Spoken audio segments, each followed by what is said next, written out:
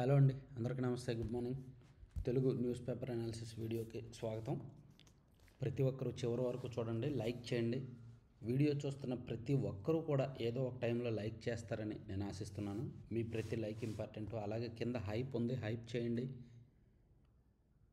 కొత్త వాళ్ళకి మన వీడియో లింక్ షేర్ చేయండి, సబ్స్క్రైబ్ చేసుకోమని చెప్పండి. కొత్త సబ్స్క్రిప్షన్స్ యాక్చువల్లీ మన ఛానల్లో తగ్గుతున్నాయి గతంతో పోలిస్తే.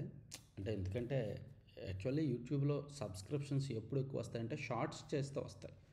షార్ట్ వీడియోస్ చేశాను అనుకోండి, అవి కొత్త వాళ్ళకి ఎక్కువగా రీచ్ అయ్యి సబ్స్క్రిప్షన్స్ పెరుగుతాయి. కానీ నేను షార్ట్స్ చేయను కదా, షార్ట్స్ చేయను కాబట్టి ఆల్గారిథం మనకు కొత్త సబ్స్క్రైబర్స్ని తీసుకురావట్లేదు. మీరు అందరూ షేర్ చేస్తే పని అవుద్ది, అది నా రిక్వెస్టు. సో ఇక ఘోరమైన విషాదం జరిగిందండి. హైదరాబాద్కు చెందిన యాత్రికులు హజ్ యాత్రకు వెళ్ళారు. అక్కడ నుంచి మక్కా నుంచి మదీనా వెళ్తుండగా మదీనాకు 25 కిలోమీటర్ల దూరం ఉన్నారనగా వాళ్ళు ప్రయాణిస్తున్న బస్సు ఒక డీజిల్ ట్యాంకర్ని ఢీకొనడంతో అక్కడ పెను ప్రమాదం జరిగింది. 45 మంది హైదరాబాదీలు మరణించారనమాట. అందులో ఒకే కుటుంబంలో 18 మంది ఉన్నారు. పాపం చాలా పెద్ద విషాదం ఇది. భార్యాభర్తలు, తాత మనవళ్ళు, యువత యువకులు, పెద్దలు, పిల్లలు కలిసి కుటుంబ సమేతంగా బయలుదేరిన ఉమ్రా పవిత్ర యాత్ర అంతిమయాత్రగా మారింది. సౌదీ అరేబియాలోని మక్కాలో పవిత్ర స్థలాన్ని దర్శించుకొని ప్రార్థనా మందిరాల్లో ప్రార్థనలు చేసి మదీనాకు బయలుదేరగా మార్గమధ్యంలో అంతులేని విషాదం చోటు చేసుకుంది. సోమవారం తెల్లవారుజామున జరిగిన ఈ ఘోర రోడ్డు ప్రమాదంలో 45 మంది హైదరాబాద్ వాసులు సజీవ దహనమయ్యారు. మక్కా నుంచి ప్రయాణిస్తున్న బస్సు భారత కాలమానం ప్రకారం ఆదివారం అర్ధరాత్రి దాటాక 1 గంట 30 నిమిషాలకు మదీనాకు 25 కిలోమీటర్ల దూరంలోని ముఫ్రిహత్ ప్రాంతంలో ముందు వెళ్తున్న డీజిల్ ట్యాంకర్ను ఢీకొంది. ఒక్కసారిగా బస్సు అంతా మంటలు వ్యాపించడంతో క్షణాల వ్యవధిలో దగ్ధమైంది. 45 మంది చనిపోయారు. చాలా ఘోరమైన ప్రమాదం. మొత్తం అన్ని పత్రికల్లో కూడా అదే వేశారు. విషాద యాత్ర. మక్కా నుంచి మదీనా వెళ్తుండగా దుర్ఘటన. రోడ్డు ప్రమాదంలో జరిగిన అగ్నికీలలు. ఒక్కరు మినహా అందరూ మృతి. గాయపడిన అబ్దుల్ షోయబ్కు ఆసుపత్రిలో చికిత్స. మృతులంతా హైదరాబాద్ వాసులు. మృతుల్లో 18 మంది మహిళలు, 10 మంది చిన్నారులు. సౌదీలోని అంత్యక్రియలు. ప్రమాదంపై హజ్ కమిటీ ప్రకటన. వెంటనే స్పందించిన విదేశాంగ శాఖ. ప్రధానమంత్రి నరేంద్ర మోదీ దిగ్భ్రాంతి. తెలుగు రాష్ట్రాల ముఖ్యమంత్రులు రేవంత్, చంద్రబాబు నాయుడు, డిప్యూటీ సీఎం పవన్ కళ్యాణ్ సంతాపం. సో రేవంత్ రెడ్డి గారు కూడా ఇమీడియట్గా దీని మీద రివ్యూ చేసి ఒక మంత్రి అజారుద్దీన్ నేతృత్వంలో ఒక బృందాన్ని అక్కడ సౌదీకి పంపించబోతున్నారనమాట. సో ఇది ఘోర ప్రమాదం అండి. ఇటువంటి జరగడం దురదృష్టకరం. మొన్నే కర్నూలులో జరిగిన ప్రమాదం మర్చిపోకముందే మరో బస్సు ఇలా దగ్ధం అవడం వలన రోడ్డు ప్రమాదాలు ఎప్పుడు ముంచుకొస్తాయో, ఎలా ముంచుకొస్తాయో తెలియని పరిస్థితి అనమాట.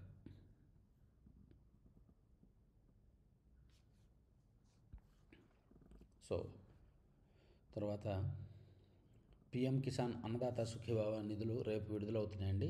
ఒక్కొక్క రైతు ఖాతాలో 7,000 చొప్పున వేస్తారంట. మొత్తం 3,135 కోట్లు జమ చేస్తారు. సో రేపు రాబోతున్న ఈ నిధులు కమలాపురంలో కడప జిల్లాలోని కమలాపురం నియోజకవర్గంలో జరగబోతున్న కార్యక్రమానికి సీఎం గారు హాజరవుతారు. పీఎం కిసాన్ అన్నదాత సుఖీభావ నిధులు ఈ నెల 19న విడుదల కానున్నాయి. రైతుల ఖాతాల్లోకి కేంద్రం 2,000, రాష్ట్రం 5,000 చొప్పున జమ చేయనున్నాయి. వైఎస్ఆర్ కడప జిల్లా కమలాపురంలో జరిగే కార్యక్రమంలో ముఖ్యమంత్రి చంద్రబాబు నిధులు విడుదల చేయనున్నారు. రాష్ట్ర వ్యాప్తంగా మొత్తం 46.86 లక్షల మంది రైతుల ఖాతాల్లో 7,000 చొప్పున మొత్తం 3,135 కోట్లు జమ చేస్తామని ప్రభుత్వం సోమవారం ఒక ప్రకటనలో తెలిపింది. పీఎం కిసాన్ అన్నదాత సుఖీభావ పథకం ఆగస్టులో మొదటి విడతగా 3,174 కోట్లు విడుదలయ్యాయి. 2 విడతల్లో కలిపి కేంద్ర రాష్ట్ర ప్రభుత్వాలు ఈ పథకానికి 6,309 కోట్లు వెచ్చిస్తున్నాయి.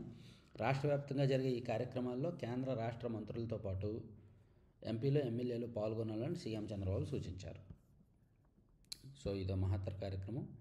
దీని గురించి కూడా హైలైట్ చేశారు. ఇక మరో కీలకమైన విషయం అండి.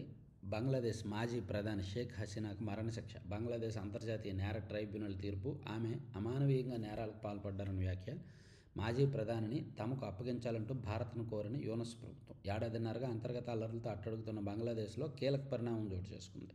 విద్యార్థుల ఉద్యమం కారణంగా గత ఏడాది ఆగస్టు 5న ప్రధాని పదవిని వదిలి భారత్కు పరారైన షేక్ హసీనాకు బంగ్లాదేశ్ అంతర్జాతీయ నేర ట్రైబ్యునల్ సోమవారం మరణశిక్ష విధించింది. విద్యార్థులు తిరుగుబాటు సమయంలో ఆమె అమానవీయంగా నేరాలకు పాల్పడ్డారని, హింసను ప్రేరేపించారని, విద్యార్థులపై దాడులు చేయించారని ఆదేశాలు ఇచ్చారని మహమ్మద్ యూనస్ నేతృత్వంలో తాత్కాలిక ప్రభుత్వం మోపిన అభియోగాలను 453 పేజీల తీర్పులో ట్రైబ్యునల్ నిర్ధారించింది. హసీనాపై మోపిన 5 కేసులను విచారించిన 3 సభ్యుల ఐసీటీ రెండింటిలో ఆమెకు మరణశిక్షను ఖరారు చేసింది. హసీనాతో పాటు నాటి ప్రభుత్వంలో హోంమంత్రిగా పనిచేసిన అసదుజ్జమాన్ ఖాన్ కమాల్కు కూడా మరణశిక్ష విధిస్తున్నట్టు ప్రకటించింది. వీరిద్దరి ఆస్తులను జప్తు చేయాలని కూడా ఆదేశించింది. ఎవరు ఊహించినటువంటి శిక్ష, చాలా పెద్ద శిక్ష. సో ఇది కూడా ఈరోజు ఒక కీలకమైన వార్తాంశంగా చెప్పుకోవచ్చు. ఇక స్థానిక సంస్థల రిజర్వేషన్ల పరిమితి 50% మించొద్దు అని మహారాష్ట్ర ప్రభుత్వానికి సుప్రీంకోర్టు చెప్పింది. ఈ తీర్పే ఆంధ్రప్రదేశ్కు, ఈ తీర్పే తెలంగాణకు, ఈ తీర్పే అన్ని రాష్ట్రాలకు వర్తిస్తుంది. సో తెలంగాణ వాళ్ళేమో బీసీలకు 42% రిజర్వేషన్లు ఇవ్వడానికి రెడీ అవుతున్నారు. సో దానికి ఆల్రెడీ కోర్టు అడ్డు చెప్పడంతో కాంగ్రెస్ పార్టీ అంతర్గతంగా వాళ్ళ పార్టీ పరంగా 42% రిజర్వేషన్లు అమలు చేయాలని నిర్ణయించింది నిన్న జరిగిన కేబినెట్ భేటీలో. అంటే ప్రభుత్వ పరంగా అమలుకి విధానాలు ఒప్పుకోవట్లేదు, చట్టాలు ఒప్పుకోవట్లేదు కాబట్టి పార్టీ పరంగా వాళ్ళు డెసిషన్ తీసుకుంటున్నారు 42% రిజర్వేషన్లు కాంగ్రెస్ పార్టీ వాళ్ళు. సో ఇక్కడ సుప్రీంకోర్టులో నిన్న స్థానిక సంస్థల ఎన్నికల్లో 50% రిజర్వేషన్ల పరిమితిని పాటించాల్సిందేనని మహారాష్ట్ర ప్రభుత్వానికి సుప్రీంకోర్టు స్పష్టం చేసింది. ఆ పరిమితిని ఉల్లంఘిస్తే వచ్చే నెలలో జరగనున్న ఎన్నికలను రద్దు చేస్తామని జస్టిస్ సూర్యకాంత్, జస్టిస్ జోయ్ మాలియా బాగ్చి ధర్మాసనం హెచ్చరించింది. సో ఎట్టి పరిస్థితుల్లో కూడా రిజర్వేషన్లు 50% మించకూడదు అని కోర్టు స్పష్టం చేసిందనమాట. ఇక ఐబొమ్మ నిర్వాహకుడు రవి చరిత్ర మామూలుగా లేదు. సో అతనికి సంబంధించి సిపి సజ్జనార్ గారు నిన్న ప్రెస్ మీట్ పెట్టారు. ఆ ప్రెస్ మీట్ ఒకసారి వార్త చదివేద్దాం.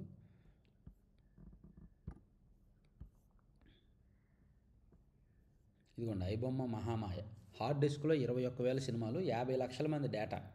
ఈ ఐబొమ్మలోను, బప్పం టీవీలోను చూస్తున్న 50 లక్షల మంది డేటా ఐబొమ్మ నిర్వాహకుడి సర్వర్లో ఉంది. ఈ సర్వర్లు ఎక్కడెక్కడో ఉన్నాయి. చాలా కంట్రీస్లో ఉన్నాయి. కరేబియన్ దీవుల్లో కొన్ని ఉన్నాయి, ఫ్రాన్స్లో కొన్ని ఉన్నాయి, ఎక్కడెక్కడో ఉన్నాయంట. సో ఆ సర్వర్లో ఉన్న డేటా అంతా జాగ్రత్తగా చూసుకోవాలి. ఆ 50 లక్షల మందికి ఎప్పటికైనా రిస్కే అని సిపి సజ్జనార్ గారు హెచ్చరించారు. అలాగే ఆయన 21,000 సినిమాలు పైరసీ చేశాడంట. ఆ 21,000 సినిమాలు కూడా అతని హార్డ్ డిస్క్లో ఉన్నాయంట. వందలాది హార్డ్ డిస్కులు ఉన్నాయి. ప్లస్ నెలకు 20 కోట్లు ఆ ఐబొమ్మ రవి ఆదాయం. బెట్టింగ్ యాప్లు ప్రమోట్ చేయడం ద్వారా, ఆన్లైన్ గేమింగ్ యాప్లు ప్రమోట్ చేయడం ద్వారా, ప్రతి క్లిక్కు కమిషన్ పొందడం ద్వారా నెలకు 20 కోట్ల వరకు ఆదాయం వచ్చిందంట. సో 100 కోట్లు సంపాదించాడు ఆయన అలా గత 6 ఏళ్లలో. 1972 నాటి గాడ్ ఫాదర్ నుంచి ఓజీ వరకు పైరసీ చేస్తూ వచ్చాడనమాట. సో హైదరాబాద్ సిపి సజ్జనార్ సినీ పరిశ్రమకు పెద్ద దెబ్బ. సినీ ప్రముఖులు చిరంజీవి, దిల్రాజు, నాగార్జున, రాజమౌళితో కలిసి మీడియాకు వెల్లడి. సో ఐబొమ్మ మామూలుగా లేదు విషయం. దెబ్బ సినీ పరిశ్రమకు పెద్ద దెబ్బ వేశాడు. అందుకే ఆ కేసు పోలీసులు అంత సీరియస్గా తీసుకున్నారు. సినీ పరిశ్రమకు దెబ్బ వేయడమే కాకుండా పోలీసులకు సవాల్ విసిరాడు, వార్నింగ్ ఇచ్చాడు. సినీ పరిశ్రమకు కూడా వార్నింగ్ ఇచ్చాడు ఒక రకంగా. సరే పక్కన పెడితే అమరావతిలో క్వాంటమ్ కంప్యూటర్ పెడతాం, అప్లికేషన్స్ ఆల్గారిథమ్స్ రూపొందిస్తాం, క్వాంటమ్ సప్లై చైన్కి విడి భాగాలు తయారు చేస్తాం. ఈనాడు ముఖాముఖిలో Pasqal company Asia Pacific CEO Robert Mauro వెల్లడి. అమరావతిలో నెలకొల్పనున్న క్వాంటమ్ వ్యాలీలో తమ సొంత క్వాంటమ్ కంప్యూటర్ను ఏర్పాటు చేస్తామని ఫ్రాన్స్కు చెందిన ప్రఖ్యాత క్వాంటమ్ కంప్యూటింగ్ టెక్నాలజీ సంస్థ ఫాస్కల్ ఆసియా పసిఫిక్ సీఈఓ రాబర్ట్ మావ్రో చెప్పారు. అమరావతిలో జనవరి నెల నుంచి కూడా క్వాంటమ్ కంప్యూటర్ ఆపరేషన్స్ మొదలు కాబోతున్నాయన్నమాట. దీనికి సంబంధించి ఆల్రెడీ పెద్ద పెద్ద ప్రఖ్యాత సంస్థలు వాళ్ళ క్వాంటమ్ కంప్యూటర్ ఇక్కడ ఏర్పాటు చేయడానికి రెడీ అవుతున్నారు. దానిలో భాగంగా వీళ్ళు కూడా. ఇక మొబైల్ IMEI నెంబర్ మారిస్తే 3 ఏళ్ల జైలు, 50 లక్షల జరిమానా. వామ్మో. సెల్ ఫోన్ గుర్తింపును కీలకమైన 15 అంకెల IMEI international mobile equipment identity వంటివి మార్చడం నాన్ బెయిలబుల్ నేరాల కిందకు వస్తుందని టెలికాం విభాగం సోమవారం తెలిపింది. ఇది కూడా మారుస్తారా? మన ఫోన్లో IMEI కూడా మార్చుకోవచ్చా? నాకు తెలీదు. ఇక తిరుచానూరులో ప్రారంభమైన కార్తీక బ్రహ్మోత్సవాలు. సతీష్ కుమార్ ఫోన్లో ఏముంది? 6వ తేదీ విచారణ తర్వాత ఎవరెవరితో మాట్లాడారు? తీర్చిదే మాజీ AVSO హత్య కేసులో తాడిపత్రి పోలీసులు దర్యాప్తు. సో 6వ తేదీన ఆయన సిఐడి విచారణకు వెళ్ళాడు. సో 6వ తేదీ తర్వాత 2వ విడత విచారణకు వెళ్తుండగా అతన్ని పొట్టన పెట్టుకున్నారు. సో ఈ గ్యాప్లో ఏం జరిగింది? ఆయన ఎవరైనా ఫోన్ చేసి బెదిరించారా? ఆయన ఫోన్ రికార్డ్స్లో ఏముంది, ఆయన చాట్ రికార్డ్స్లో ఏముంది అనేది పోలీసులు కొంచెం నిశితంగా మొత్తం డీటెయిల్డ్గా గమనిస్తున్నారనమాట. సో ఇదంతా కూడా ఒక పెద్ద సంచలన కేసుగా మారింది. ఎవరైతే పరకమన్ కేసులో లబ్ధిదారులు ఉన్నారో, అసలైన నిందితులు ఉన్నారో, సో వాళ్ళ పనే ఇది అని పోలీసులు అనుమానిస్తున్నారు. అందులో వైసీపీ వాళ్ళ హస్తం ఎక్కువగా ఉంది. అయితే తెలుస్తుంది, నిర్ధారించే వరకు పోలీసులు ప్రెస్ మీట్ పెట్టి అఫీషియల్గా నిర్ధారించే వరకు మనం ఏది కామెంట్ చేయకూడదు. కాబట్టి మన పనిలో మనం ఉండాలి. రాజమహేంద్రవరంలో పైలట్ల శిక్షణా కేంద్రం 100 కోట్లతో ఏర్పాటుకు ముందుకు వచ్చిన జార్విన్ సంస్థ.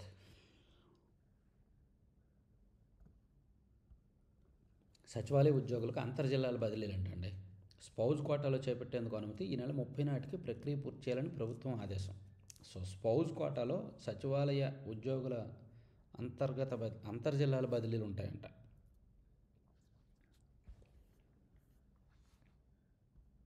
తదుపరి దర్యాప్తునికి ఎలాంటి అభ్యంతరం లేదు. వివేక హత్య కేసులో సునీల్ కుమార్ యాదవ్ వాదన.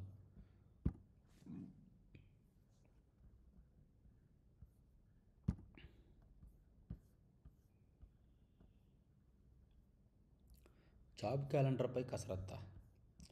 ఫస్ట్ పేజీలో వార్త వచ్చిందా? నేను చదవలేదే. జాబ్ క్యాలెండర్పై కసరత్తు అండి. విభాగాల వారీగా ఖాళీల వివరాలు సేకరిస్తున్న ప్రభుత్వం నేరుగా నియామకాలకు వచ్చే పోస్టుల్లో 99,000 ఖాళీలు, 24 శాఖల వివరాలు పెండింగ్. జాబ్ క్యాలెండర్ ప్రతి సంవత్సరం జనవరి 1వ తేదీన జాబ్ క్యాలెండర్ రిలీజ్ చేస్తామని లోకేష్ గారు యువగలం పాదయాత్ర సందర్భంగా హామీ ఇచ్చారు. సో ఆ హామీని 2025 సంవత్సరం జనవరి 1న నెరవేర్చలేదు.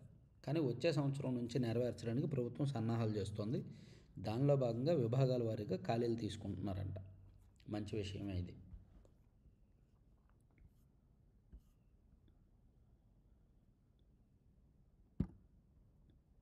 ఇక చిన్న అప్పన్న, వైవి సుబ్బారెడ్డి గారి దగ్గర పిఏగా పనిచేసిన చిన్న అప్పన్న, 4 కోట్లు ఎలా జమ అయ్యాయి మీ ఖాతాలో? మీ జీతం లక్షల్లోనే కదా. కల్తీ నెయ్యి సరఫరాలో వైవి సుబ్బారెడ్డి పాత్ర ఏమిటి? చిన్న అప్పన్నపై సిట్ ప్రశ్నల వర్షం 4 గంటల పాటు సాగిన విచారణ. సో మీరు మొత్తం 5 సంవత్సరాల్లో కలిపి మీ జీతం 65 లక్షలే వచ్చింది, కానీ మీ అకౌంట్లో 4,69,00,000 ఎలా ఉంది అని అతన్ని సిట్ అధికారులు ప్రశ్నిస్తే అతనేమో అన్నిటికీ మౌనమే సమాధానం. అసలు మీకు వైవి సుబ్బారెడ్డి ఎలా తెలుసు ఏంటని అడిగితే నిజానికి చిన్న అప్పన్నది విజయనగరం జిల్లా అండి. వైవి సుబ్బారెడ్డి గారు వైఎస్ఆర్ కాంగ్రెస్ పార్టీ ఉత్తరాంధ్ర జిల్లాల సమన్వయకర్తగా ఒకానొక సందర్భంలో పనిచేశారు. మీకు గుర్తుండే ఉంటుంది. 2019, 2020, 2021 ఆ టైంలో ఉత్తరాంధ్ర జిల్లాల సమన్వయకర్తగా పనిచేశారు. అప్పుడు ఈయనది విజయనగరం జిల్లా, కానీ ఢిల్లీలోని ఏపీ భవన్లో ఉండేవాడు. అండ్ వైవి సుబ్బారెడ్డి గారు 2019 వరకు ఎంపీగా పనిచేశాడు. ఒంగోలు ఎంపీగా ఉన్నాడు. సో అప్పుడు ఇతనికి పరిచయం. ఆ తర్వాత ఉత్తరాంధ్ర జిల్లాల ఇన్ఛార్జిగా ఉన్నప్పుడు ఇంకొంచెం దగ్గరే పరిచయం అయ్యాడనమాట. సో అలా సుబ్బారెడ్డి గారి దగ్గరికి పిఏగా వచ్చాడు. ఈయన వచ్చి ఇదిగో ఇవన్నీ చేశాడు, అడ్డగోలు వ్యవహారాలన్నీ చేశాడు. నెయ్యి సరఫరా కాంట్రాక్టర్ల దగ్గర డబ్బులు తీసుకొని, నెయ్యి సరఫరా ఒకటే కాదు, టీటీడీకి ఎవరెవరు ఏం పనులు చేసినా వాళ్ళందరి దగ్గర నుంచి కమిషన్లు డబ్బులు తీసుకొని అడ్డగోలుగా సంపాదించాడు. అది ఇప్పుడు బయటకు వచ్చింది. సో దీనిలో ఇతను చిన్న వానపాము మాత్రమే. అసలైన తిమింగలాలు ఉన్నాయి, అసలైన పెద్ద పాములు అనకొండలు ఉన్నాయి ఈ కల్తీ నెయ్యిలో. చిన్నప్పన్ అనే వ్యక్తి కేవలం వానపాము మాత్రమే. సో వాళ్ళ వివరాలు రాబట్టడానికి సిట్ దర్యాప్తు కొంచెం సీరియస్గా జరుగుతుందన్నమాట. తర్వాత స్పీకర్ వైఖరి కోర్టు ధిక్కారమే. కొత్త సంవత్సరం ఎక్కడ జరుపుకోవాలని అనుకుంటున్నారో నిర్ణయించుకునే స్వేచ్ఛను ఆయనకే వదిలేస్తున్నాం. తెలంగాణ ఎమ్మెల్యేల అనర్హత కేసు విచారణలో సీజేఐ వ్యాఖ్యలు. తెలంగాణలో పార్టీ ఫిరాయించిన ఎమ్మెల్యేల మీద చర్యలు తీసుకోవాలని, విచారణ పూర్తి చేయాలని, అనర్హత వేటు మీద ఏదో ఒక డెసిషన్ వెల్లడించాలని సుప్రీంకోర్టు ఇచ్చిన ఆదేశాలను తెలంగాణ స్పీకర్ పట్టించుకోకపోవడంతో అతని మీద సుప్రీంకోర్టు ధర్మాసనం ఆగ్రహం వ్యక్తం చేసింది. పార్టీ ఫిరాయింపులు ఆరోపణలు ఎదుర్కొంటున్న 10 మంది ఎమ్మెల్యేలపై దాఖలైన అనర్హత పిటిషన్లపై 3 నెలల్లోపు నిర్ణయం వెలువరించాలని సుప్రీంకోర్టు చెప్పినా దానిపై ఇంతవరకు తెలంగాణ స్పీకర్ నిర్ణయం వెలువరించకపోవడం పూర్తిగా కోర్టు ధిక్కారం కిందకు వస్తుందని సుప్రీంకోర్టు ప్రధాన న్యాయమూర్తి జస్టిస్ బిఆర్ గవాయ్ పేర్కొన్నారు.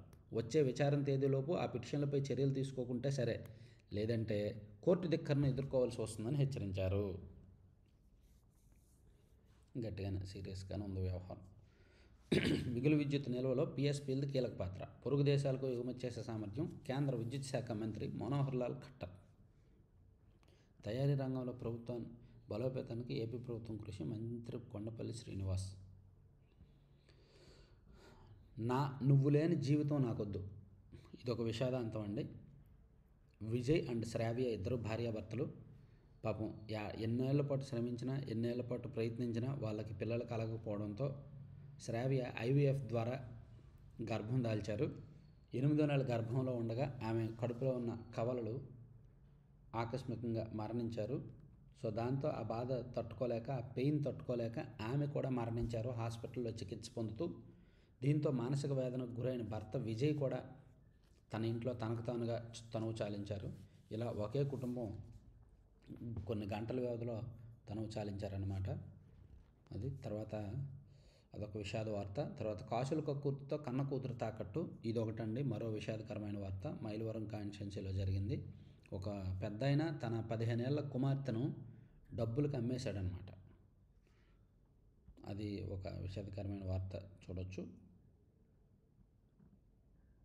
ఇక పెళ్లికి ముందు శారీరక సంబంధం సర్వసాధారణమైపోయింది, యువకుడిపై కేసు రద్దు చేసిన మదురై ధర్మాసనం. సో ఇవన్నీ ఈనాడులో వచ్చిన అంశాలండి. ఈనాడులో మళ్ళీ చూద్దాం. తర్వాత సాక్షికి వెళ్తే సాక్షిలో సౌదీలో మృత్యుఘోష అనేది హైలైట్ చేశారు. తర్వాత అన్నదాత మళ్ళీ కోత, తొలి ఏడాది 10,776 కోట్ల పెట్టుబడి సాయానికి బాబు సర్కారు ఎగనాము. రైతన్నలకు 2 ఏళ్లలో ఇవ్వాల్సిన 21,432 కోట్లు ఎగ్గొట్టి మొదటి ఏడాది పూర్తిగా ఎగ్గొట్టారు. రెండో ఏడాది తొలి విడతలో విధించింది 2,342 కోట్లే. ఇప్పుడు మలి విడతలో 2,342 కోట్లే. 3,135 కోట్లు అని చెప్తున్నా మళ్ళీ 2,342 కోట్లు అని రాస్తామంటారు బాబు. సో ప్రతి పథకం కూటమి వాళ్ళు తీసుకురావడం, వీళ్ళేమో దానిలో ఉన్నవి లేనివి అన్నీ వెతికేసి అబద్ధాలు రాయడం వీళ్ళకి అలవాటు అయిపోయింది. గత ప్రభుత్వం ఇచ్చిన దాని మీద వీళ్ళు కొంత కల్పిస్తున్నారా లేదా గత ప్రభుత్వం ఇచ్చినట్టే ఇస్తున్నారు కదా అనేది ఏమీ కాకుండా ఆ పథకాల మీద ఏడవడం ఇదంతా ఎక్కువైపోయింది. కొన్ని వార్తలు సాక్షిలో మరీ చిరాకు తెప్పిస్తాయండి. కొనలేం తినలేం కొండెక్కిన కూరగాయల ధరలు, సామాన్య మధ్యతరగతి ప్రజలు విలువల ధరలు పెరిగిపోతున్నా పట్టించుకొని పాలకులు. ఏంటి కూరగాయల ధరలు ఏమైనా కొత్తగా పెరుగుతున్నాయి ఏంటి? గత ప్రభుత్వంలో ఉన్నప్పుడు ఏమైనా బాగా తక్కువ రేటు ఉన్నాయా? కూరగాయల ధరలు పెరుగుతున్నాయి. కూరగాయల ధరలు సీజన్కి సంవత్సరంకి ఒక 10%, 15% పెరుగుతూ వస్తున్నాయి. సో కూరగాయల ధరలు, నిత్యావసరాల ధరలకి ప్రభుత్వాలకి సంబంధం ఉండదు. కానీ అవన్నీ కూడా రైతు ఉత్పత్తి వ్యయం అండ్ మధ్యలో దళారీ కమిషన్లు ప్లస్ రకరకాల వ్యయ ప్రయాసాలు, ప్రయాణ ఖర్చులు, ట్రాన్స్పోర్టేషను, డీజిల్, ఇవన్నీ దీన్ని బట్టి నిత్యావసరాలు కూరగాయల ధరలు ఉంటాయన్నమాట. దీనికి ప్రభుత్వానికి కొంత లింక్ ఉంటుంది. కానీ కార్తీక మాసం ప్రతి సంవత్సరం పెరుగుతాయి, అది సర్వసాధారణం. సో ఇక్కడ కొనలేము తినలేమని మొత్తం అన్నీ కూడా పెరిగిపోతున్నాయి రేట్లు, ప్రభుత్వం పట్టించుకోవట్లేదు అని ఒక రొటీన్ వార్త రాశారు. ఒక 40-50 సంవత్సరాల నుంచి న్యూస్ పేపర్లో ఇటువంటి వార్తలు అప్పుడప్పుడు వస్తూనే ఉంటాయి. ఇక బాబు మాటలు ఆరని మంటలు, విశాఖ ఉక్కు ఉద్యోగులపై వ్యాఖ్యలను వెనక్కి తీసుకోవాల్సిందే. నిప్పులు చెరిగిన స్టీల్ ప్లాంట్ అఖిలపక్ష కార్మిక సంఘాలు, దమ్ముంటే ప్లాంట్పై చర్చకు రావాలంటూ చంద్రబాబుకు సవాల్. మెట్టల కోసం మాట్లాడతారు కానీ మా కోసం గొంతు విప్పరా, ఇదేనా ఆంధ్రుల హక్కుపై మీ ప్రభుత్వానికి ఉన్న చిత్తశుద్ధి అని ఇక్కడ రాశారు. ఆంధ్రజ్యోతిలో ఒక వార్త రాశారండి, అది చదువుదాం. ఇదిగోండి, ఉక్కు సంకల్పం 17 నెలలు 15,000 కోట్లు, విశాఖ ఉక్కుకు కేంద్ర రాష్ట్ర ప్రభుత్వాల సాయం ఇది అని ఒక వార్త రాశారు. సో విశాఖ ఉక్కుకు గత ఏడాదిన్నర కాలంలో కేంద్ర రాష్ట్ర ప్రభుత్వాలు కలిపి 15,000 కోట్లు సాయం అందించాయి. అయినా సరే ఇలా రెచ్చగొట్టేలాగా రాస్తున్నారు అనేటట్టు ఒక అంశాన్ని బాగా హైలైట్ చేశారనమాట. దేశంలో మరే ప్రభుత్వ రంగ సంస్థకు ఇవ్వనంతగా చేయూత, 17 నెలల్లో ఉత్పత్తి సామర్థ్యం 48 నుంచి 80% పెంపు. జగన్ హయాంలో ఫ్యాక్టరీ నష్టాలు పాలవుతున్నా పట్టించుకొని పోయినాం. పైగా భూముల అమ్మకానికి యత్నం. కూటమి ప్రభుత్వం రాగానే ప్రైవేటీకరణ నిలిపివేతకు చర్యలు. మోదీ ప్రభుత్వంతో సంప్రదింపులు. కేంద్రం నుంచి 14,400 కోట్ల సాయం, 2,400 కోట్ల విద్యుత్ బకాయిలను ఈక్విటీలుగా మార్చిన రాష్ట్ర ప్రభుత్వం. నిరంతరాయంగా కరెంటు, నీటి సరఫరా. రాష్ట్ర ప్రాజెక్టులపై విశాఖ ఉక్కు నుంచే స్టీల్ ఉత్పత్తుల కొనుగోలు. ఇంత చేస్తున్న వైసీపీ విష ప్రచారం. కార్మికుల జీవితంతో చెలగాటం. కార్మికుల్లో ఉన్న గ్రూపుల కారణంగా కార్మికుల్లో కార్మిక సంఘాల్లో ఐక్యత లేని కారణంగా, వాళ్ళలో భిన్నాభిప్రాయాల కారణంగా వాళ్ళు రాజకీయంగా చులకనవుతున్నారనమాట. అది నాకు అర్థమైంది. సో అందుకే ప్రభుత్వం చేస్తున్న మంచి కొంతమంది చెప్తుంటే ప్రభుత్వానికి వ్యతిరేకంగా కొంతమంది ఫైట్ చేయడం వలన మొన్న చంద్రబాబు గారు అసహనం వ్యక్తం చేసి వాళ్ళ మీద ఆగ్రహం వ్యక్తం చేశారు. దాన్ని సాక్షి వాళ్ళు, వైసీపీ వాళ్ళు వక్రీకరించడంతో ఇప్పుడు కార్మిక సంఘంలో కొంతమంది రెచ్చిపోతున్నారనమాట. సో విశాఖ ఉక్కుకు నిజంగానే కూటమి ప్రభుత్వం వచ్చిన తర్వాత సాయం చేశారు, గట్టిగానే చేశారు. సో దాన్ని కూడా తప్పుపడుతూ పదే పదే ఈ రెచ్చగొట్టేలా వార్తలు రాస్తున్నారు. చూడండి, ఈరోజు కూడా సాక్షిలో అదే రాశారు. బాబు మాటలు ఆరని మంటలు అని బేషరతుగా క్షమాపణ చెప్పాలంట, వ్యాఖ్యలను వెనక్కి తీసుకోవాలంట, నిప్పులు చెరిగిన స్టీల్ ప్లాంట్ అఖిలపక్ష కార్మిక సంఘాలంట. ఏంటి దమ్ముంటే చర్చకు రావాలి. వైఎస్ఆర్ కాంగ్రెస్ పార్టీ హయాంలో ఏమైనా ఇచ్చారు అట్లా? వైఎస్ఆర్ కాంగ్రెస్ పార్టీ హయాంలో కేంద్రం కానీ రాష్ట్రం కానీ విశాఖ స్టీల్ ప్లాంట్కి ఏమైనా ఇచ్చారా? ఇవ్వలేదుగా. సరే, ఎనీవే వీళ్ళు ఏదో రాశారు. తర్వాత షేక్ హసీనా, అది ఆల్రెడీ మనం చెప్పుకున్నాం. ఇక ప్రత్యక్షంగా పైరసీ, పరోక్షంగా బెట్టింగ్ యాప్స్ ప్రమోషన్, 2 రకాలుగా దందా చేసిన ఐబొమ్మ రవి. సో ఐబొమ్మ రవి దందాలు మామూలుగా లేవు, భారీగా సంపాదించాడు. సో ఇదంతా ఇందాక మనం చెప్పుకున్నాం. నిన్న కూడా సెపరేట్ వీడియో చేసాం. తెలంగాణ స్పీకర్కి సుప్రీంకోర్టు షాక్ అనేది చెప్పుకున్నాం. తర్వాత పార్కు స్థలంలో పాగా 5 కోట్ల విలువైన స్థలంపై అధికార పార్టీ నేతలకు కొన్నాం. గత వైఎస్ఆర్సీపీ హయాంలో పారని వీరి పాచిక సర్కారు మారడంతో చెలరైపోతున్న కబ్జాదారులు జేసీబీతో 44 సెంట్ల స్థలం చదును రాప్తాడ్ నియోజకవర్గ ముఖ్య ప్రజాప్రతినిధి కుటుంబ సభ్యుడి అండ, దురాక్రమణ అడ్డుకున్న స్థానికులు, మాజీ ప్రజాప్రతినిధులు, ఆక్రమణదారుపై ఫిర్యాదు నమోదుకు పోలీసులు వెనకడుగు, ముఖ్యమైన వ్యక్తి నుంచి ఫోన్ రావడంతో సైలెంట్. మరోవైపు ఈ జాగా విక్రయానికి అక్రమ వర్కుల బేరం. రాయలసీమలో కొన్ని ప్రాంతాల్లో, నిన్నేమో శ్రీకాళహస్తి నియోజకవర్గంలో అని ఒక వార్త రాశారు. ఈరోజేమో ఇక్కడ ఒకటి. అనంతపురం జిల్లా కుక్కపల్లి కాలనీ పంచాయతీ పరిధిలో నాగలకట్ట, రావి చెట్టు, వేప చెట్టును తొలగించిన దృశ్యాలని పార్కు స్థలం ఆక్రమిస్తున్నారు అధికార పార్టీ నాయకులని సాక్షిలోకి వార్త వచ్చిందండి. ఇది స్థానికంగా ఉన్నవాళ్ళే చూడాలి. తర్వాత ప్రపంచ స్థాయికి సత్యసాయి శత జయంతి ఉత్సవాలు. దీనిలో ఆంధ్రప్రభలో రాశారు. సత్యసాయి శత జయంతి వేళ పుట్టపర్తికి కొత్త శోభ, నభూతో నా భవిష్యత్ అనేలా ఏర్పాట్లు. తొలిసారిగా పుట్టపర్తికి వందే భారత్ రైలు, 60కి పైగా ప్రత్యేక రైళ్లు, 10 కోట్లతో నిరంతర విద్యుత్తు, నైట్ మోడ్ డ్రోన్లతో భద్రత, దేశ విదేశాల నుంచి భక్తులు రాక మొదలు రోజుకు 1,00,000 మంది వచ్చే అవకాశం, ఇంటిగ్రేటెడ్ కంట్రోల్ రూమ్ నుంచి పర్యవేక్షణ. రేపు ప్రధానమంత్రి నరేంద్ర మోదీ గారు పుట్టపర్తి రాబోతున్నారు ఈ శత జయంతి వేడుకల్లో పాల్గొనేందుకు. చిత్తూరు కలెక్టరేట్లో మహిళ తమ పొలానికి దారి ఇవ్వడం లేదని, అధికారులకు ఎన్నిసార్లు విన్నవించుకున్నా పట్టించుకోవడం లేదని చిత్తూరు కలెక్టరేట్లో సోమవారం ఒక మహిళ పురుగు మందు తాగి ప్రయత్నం చేసింది. పోలీసులు అడ్డుకోవడంతో ఆమెకు ప్రాణాపాయం తప్పింది. బాలికపై 2 లైంగిక దాడి. తిరుపతి జిల్లాలో 12 ఏళ్ల బాలికపై 2 లైంగిక దాడికి పాల్పడ్డారు. ఈ ఘటన సోమవారం ఆలస్యంగా వెలుగులోకి వచ్చింది. నిందితులైన 2 పోలీసులు అరెస్ట్ చేశారు. అనురాధ చాకలికి జాతీయ గోపాలరత్న అవార్డు.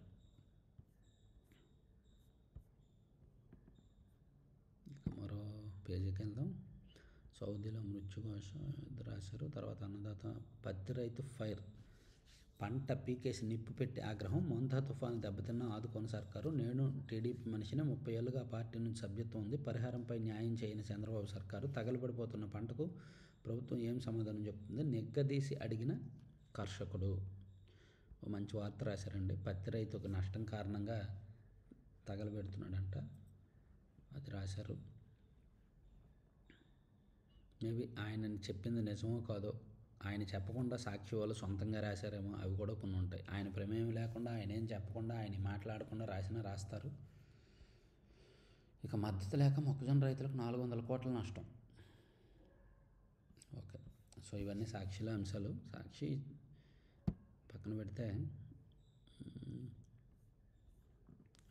ఆంధ్రజ్యోతిలో ఇవన్నీ చెప్పుకున్నాం కదా. చెప్పనివి ఏమున్నాయి. గర్భనిరోధక మాత్రల అమ్మకాల జోరు. దేశంలో ఏటా 35 మిలియన్ యూనిట్ల అమ్మకాలు. అమెరికా, చైనా తర్వాత 3వ స్థానంలో భారత్. 10 ఏళ్లలో 12% మేరకు పెరిగిన విక్రయాలు. ఎక్కువగా వాడడం ప్రమాదకరం అంటున్న వైద్యులు. అదే సమయంలో కండోముల అమ్మకం తగ్గుముఖం. దేశంలో అత్యవసర గర్భనిరోధక మాత్రలు, ఎమర్జెన్సీ కాంట్రాసెప్టివ్ పిల్స్, ఈపీసీ అమ్మకాలు గణనీయంగా పెరిగాయంటండి. దేశవ్యాప్తంగా సంవత్సరానికి 35 మిలియన్ యూనిట్లు అంటే 3.5 కోట్లకు పైగా అమ్ముడవుతున్నట్టు మార్టల్ ఇంటెలిజెన్స్ ఇండస్ట్రీ నివేదికలో వెల్లడించింది. వామ్మో, ఇది ఆరోగ్యానికి హానికరం, ప్రమాదకరం అంటున్నా సరే విపరీతంగా వాడుతున్నారంట. ఇక దిగుబడి తగ్గి ధర లేక పత్తి రైతు చిత్తు, నాణ్యత లోపించి దక్కని మద్దతు, ముందా దెబ్బకు రాష్ట్రంలో దయనీయ పరిస్థితి, తేమ శాతం సాకుతో రేటు తగ్గింపు, కేంద్రం నిబంధనతో మరిన్ని పాట్లు, కోస్తా జిల్లాలో నామమాత్రంగానే సీసీఐ కొనుగోళ్లు, ఎంఎస్పీ 7,710 రూపాయల నుంచి 8,110 రూపాయలు ఉంటే అదోని మార్కెట్లో 7,300, పెట్టుబడి రాకుండా ప్రైవేటు వ్యాపారులకి అమ్మకని పత్తి రైతు ఈ సాక్షిలో ఏదైతే రాశారో అదే కోణంలో రైతులందరి గురించి సాక్షిలో రాజకీయ కోణంలో రాశారు, ఆంధ్రజ్యోతిలో రైతు కోణంలో రాశారు. ఒక వార్తని ఒక సమస్యని చెప్పడంలో అదే తేడా. ఇందాక సాక్షిలో ఏం రాశారు, రాజకీయ కోణంలో రాశారు ఆ వార్తని, ఆంధ్రజ్యోతిలో రైతు కోణంలో రాశారు, రైతుకి నిజంగా నష్టం ఏంటి, తప్పు ఎక్కడ జరుగుతుంది అనేది రాశారు. అదే తేడా పత్రికల్లో. మా కుటుంబంలోనూ ఒకరు డిజిటల్ అరెస్ట్, 2 రోజులు నిర్బంధించారు, సైబర్ మోసాల శాఖ మా ఇంటికి తగిలింది, హీరో అక్కినేని నాగార్జున. కర్ణాటకలో టెకీపై సైబర్ వల్ల 6 నెలల్లో 32 కోట్ల దోపిడీ. అలాగే మైదుకూరు ఎమ్మెల్యే పుట్టా సుధాకర్ యాదవ్ గారిని సైబర్ అరెస్ట్ పేరుతో బెదిరించి ₹1 కోటి వసూలు చేశారు కదా, ఆ కేసులో 8 మంది నిందితులను పోలీసులు అరెస్ట్ చేశారు. యాక్చువల్లీ ఈ సైబర్ నేరాలు, డిజిటల్ అరెస్టు కేసుల్లో పోలీసులు గట్టిగా అనుకుంటే నిందితులను పట్టుకోగలరు, వాళ్ళు ఎక్కడున్నా సరే పోలీసులు పట్టుకోగలరు. కాకపోతే కొంచెం డెడికేటెడ్గా సీరియస్గా వర్క్ చేయాలంతే, పట్టు వదలకుండా వర్క్ చేయాలి. అది ఈ మధ్య ఏలూరు పోలీసులు నిరూపించారు. ఇక కోస్తాకు మరో తుఫాను ముప్పు, 22న అల్పపీడనం మరింత బలపడుతుందని అంచనా, రైతులు ముందు జాగ్రత్తలు తీసుకోవాలని సూచన. అమెరికా నుంచి వంట గ్యాస్ ఏటా 10% చొప్పున కొనుగోలు ఒప్పందం చేసుకున్న భారత్, ఎల్పీజీ వినియోగంలో ప్రపంచ దేశాల్లో 2వ స్థానంలో మనం. సో ఇవన్నీ ఆంధ్రజ్యోతి అంశాలు. ఆంధ్రప్రభ కూడా ఆల్మోస్ట్ అన్నీ చెప్పుకున్నాయే కదా. మూత్రపిండం ప్రాణగండం అని ఏకొండూరు మండలం, కృష్ణా జిల్లా ఏకొండూరు మండలంలో మరో ఉద్దానంలాగా ఇక్కడ మరణమృదంగం ఉంది, మూత్రపిండ వ్యాధులు వస్తున్నాయని ఒక మంచి వార్త రాశారు. రాష్ట్రంలో కొన్ని ప్రాంతాల్లోనండి నేను బాగా చూసింది శ్రీకాకుళం జిల్లా ఉద్దానం ఒకటి, ఆ ప్రాంతం ఒకటి, అలాగే ప్రకాశం జిల్లాలో చీమకుర్తి, పొదిలి ఈ ప్రాంతంలో ఒకటి, అలాగే ఏకొండూరు కూడా. సో ఈ ప్రాంతాల్లో మూత్రపిండాల వ్యాధులు ఎక్కువ ఉన్నాయంటే దానికి కారణం వాళ్ళు తాగుతున్న మంచి నీటిలో, వాళ్ళకు వస్తున్న గ్రౌండ్ వాటర్, వాళ్ళు వస్తున్న నీటిలో బహుశా స్ట్రాన్షియం లాంటి మూలకాలు లేదా సిలికా లాంటి మూలకాలు ఎక్కువగా ఉండడం వల్ల రావచ్చు, అందుకని మూత్రపిండాలు పాడవుతున్నాయి. సో ఇవి దశాబ్దాల తరబడి ఉన్న సమస్యలు. ఇక్కడ డయాలసిస్ కేంద్రాలు ఏర్పాటు చేయడం, డయాలసిస్ పరిశోధన కేంద్రాలు ఏర్పాటు చేయడం, శాశ్వత తాగునీటి, మంచినీటి వసతి, మినరల్ వాటర్ కల్పించడం పరిష్కారాలు అన్నమాట. కానీ ఏ ప్రభుత్వం అలా చేయట్లా. ఇక ఆపరేషన్ D6 అంటే డిసెంబర్ 6 బాబ్రీ కూల్చివేతకు గుర్తు. ఢిల్లీ, అయోధ్య, కాన్పూర్, ఫరీదాబాద్, కాశ్మీర్ టార్గెట్. నేపాల్లో మొబైల్ ఫోన్లు, కాన్పూర్లో సిమ్లు కొనుగోలు. ఆత్మాహుతి బాంబర్ల సిద్ధం, యాప్ ద్వారా పాక్ హ్యాండ్లర్ల ఆదేశాలు. D6 master mind doctor Shaheen Shahid, madam సర్జన్గా ఆమెకు కోడ్ నేమ్. చాలా పెద్ద కోడ్లో నడిచారండి వీళ్ళు. ఇక ఎన్టీఆర్ బేబీ కిట్స్ రెడీ అయ్యాయంట పంపిణీకి. సో ఇవన్నీ చెప్పుకున్న ఆంధ్రప్రభ. ఇక ఈనాడులో నేషనల్ అంశాలు చూస్తే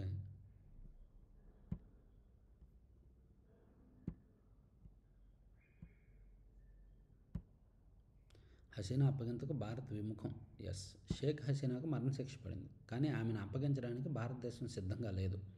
మానవాళిపై హింసకు పాల్పడ్డారని కారణంగా మరణశిక్షను ఎదుర్కొంటున్న బంగ్లాదేశ్ మాజీ ప్రధాని షేక్ హసీనాను అప్పగించాల్సిందిగా బంగ్లాదేశ్ ప్రభుత్వం చేసిన అభ్యర్థనను భారత్ దాదాపుగా తిరస్కరించినట్టే. ఏళ్లుగా బంగ్లాదేశ్లో సత్సంబంధాలు కొనసాగిస్తున్న భారత్కు ఈ నిర్ణయం ఒక రకంగా కత్తి మీద సామే. మరణశిక్ష పడిన దేశ అధినేతలు ఎవరెవరైనా ఇచ్చారు. తర్వాత ఆయుధ నిల్వలపై బెంగాల్ రాజ్భవన్లో తనిఖీల. పశ్చిమ బెంగాల్ రాజ్భవన్ ప్రాంగణంలో ఆయుధాలు, మందుగుండు సామాగ్రిని నిల్వ చేశారంటూ టీఎంసీ ఎంపీ కళ్యాణ్ బెనర్జీ చేసిన ఆరోపణలను గవర్నర్ సివి ఆనంద్ బోస్ తీవ్రంగా పరిగణించారు. ఈ నేపథ్యంలో సోమవారం రాజ్భవన్లో భద్రతా సిబ్బందితో గవర్నర్ తనిఖీలు చేయించారు. డిజిటల్ అరెస్ట్, నిందితులను విడుదల చేయొద్దు. మహిళా న్యాయవాదిని మోసగించిన కేసులో న్యాయస్థానాలకు సుప్రీంకోర్టు ఆదేశం. త్వరలో దేశవ్యాప్త మార్గదర్శకాలు జారీ చేస్తామని వెల్లడి. ఓకే, సో ఇవండి మొత్తం మీద 4 పత్రికల్లో వచ్చిన వార్తాంశాలు. చివరి వరకు చూసిన ప్రతి ఒక్కరికి ధన్యవాదాలు. దయచేసి లైక్ చేయండి, సబ్స్క్రైబ్ చేసుకోండి. కొత్త వాళ్ళందరికీ వీడియో లింక్ షేర్ చేసి సబ్స్క్రైబ్ చేసుకోమని చెప్పండి. Thank you.